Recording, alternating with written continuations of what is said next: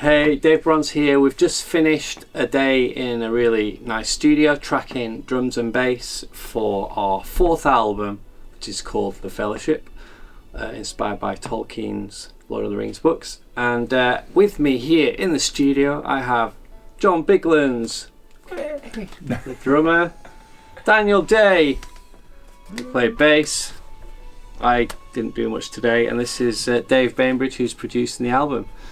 So yeah, it's been ace recording here, just like in a really nice environment, getting really great sound, and it's a real privilege to have had these two amazing musicians put some of their like kind of personality and creativity down on this record. So I'm really excited. So how was it for you guys? You got any thoughts about this fourth album compared to the others, or the experience of today?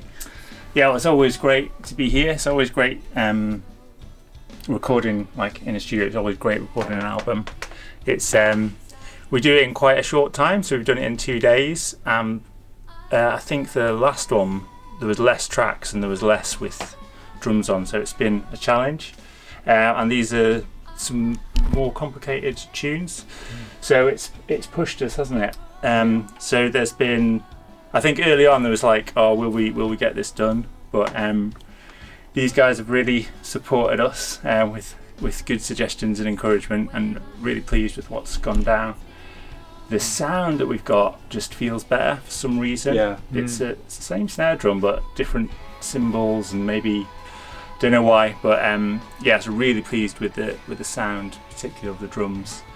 Yeah, I'm really excited to hear it all, with the rest of the parts getting laid on top. See, I've got a question for you, John, because you've been rehearsing like at home and sometimes on electronic drum kits and that to learn the parts, but does it feel different when you're in a big live room like this? Yeah. And does that affect your playing as well? It does, yeah. So I think maybe a learning point is to spend more time on an acoustic kit, because I do tend to practice on electric kit. The drums are smaller and there's only 2 cymbals, so the gaps are different, but you adjust to that quite quickly. But although I've worked quite hard to orchestrate all the grooves, actually thinking about what surface to use on the cymbals has been something I've not thought about enough. So yeah, that's come a little bit late. But yeah, so some of the takes were like still working out what I should be hitting in terms of the cymbals.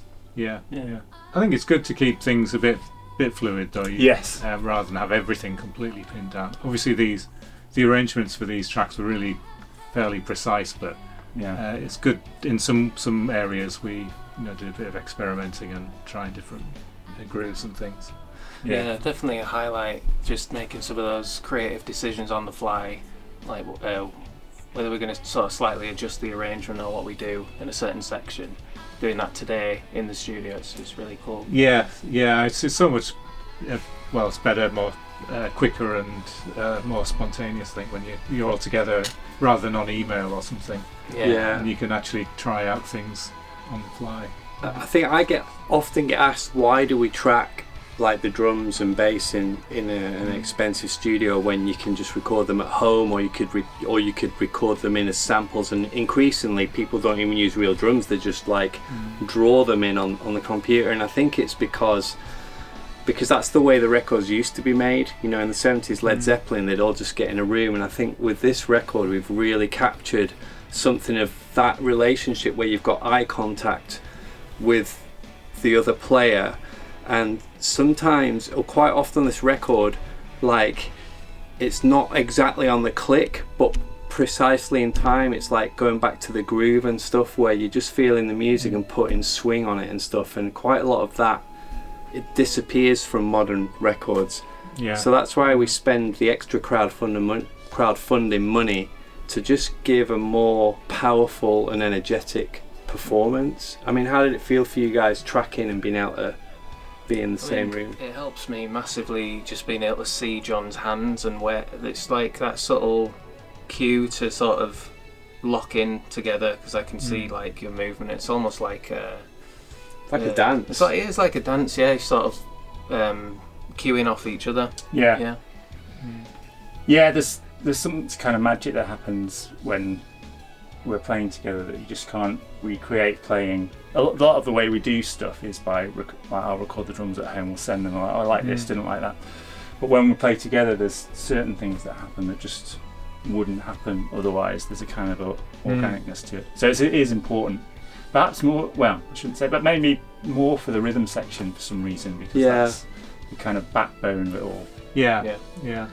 I think another thing these days, you know, when you can record it all yourself, and a lot of, particularly like solo artists, the temptation is to do it all yourself. But as I said before, like, even though my name's on the cover of the albums, it's very much a three-way process between us, where we write the music together, and I think that's another thing that why the music has so much appeal to people, because the sense it's not just a vanity project. We're all putting our own creativity in and working together and adjusting, and sometimes that requires like putting your ego aside to what's most important for the music. And I think on this record more than any other, we've really worked well. There's a lot of being a lot of kindness and consideration, but also a lot of confidence to say, actually no, I want it to be this part, and we've gone okay. And then obviously having Dave coming in at the end of the process where he hears it fresh and can give more suggestions, almost like an extra band member, that's super, well, it's a real luxury. So if you crowdfunded the record, that's what you enable us to do, so thank you. Yeah, exactly. Yeah, and I think also, I mean, you know, Dave, you could get top name drummers and bass players in for a project because it has your name on it, but it really, the three of you just sound like a great band, and it's the personality of the music that you come up with, and the parts, the drum parts and the bass parts, it's something really unique about it. Yeah. So which you wouldn't necessarily get. You could get the, you know, players who play on lots of records but wouldn't have the same emotional connection and feel as playing together. Yeah, I mean, I had moments today where some of these songs like have been 10 years in the making. There's one track that's been 10 years, and it's quite emotional hearing it being played and just thinking, man, there's these guys who spent hours to hone their craft and writing and perfecting their playing to play this track, that I just like a feeling of real sort of gratitude and kind of feeling like it's a rare thing, that it's not just that it is a shared, the music's shared, and your investment, and when we argue about stuff, it's because you care so much. You know what I mean? Not like we really argue, but you know what I mean? Like when we have these debates, it's because we want the best thing for the listener, the thing that tells the story. That's what we always say.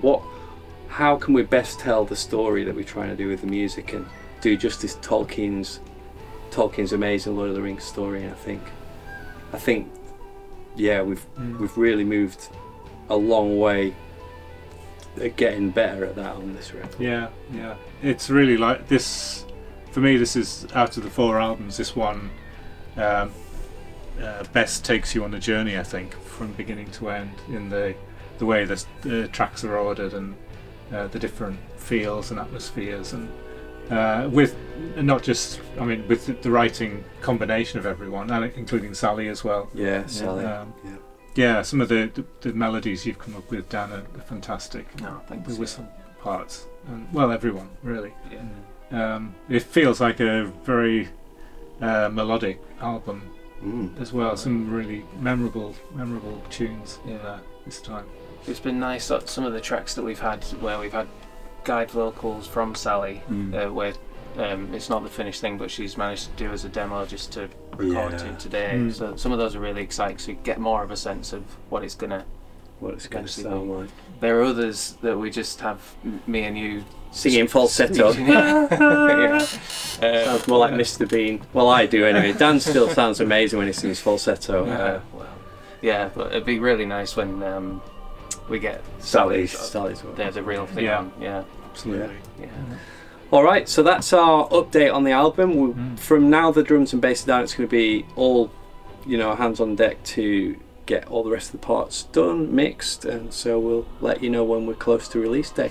Thanks for your support. Thanks for doing all that while rehearsing for the gig. Oh, the gig, 28th Yeah. of September. Yeah, we'll tell you about that in our next video. Yeah. Cheers, guys.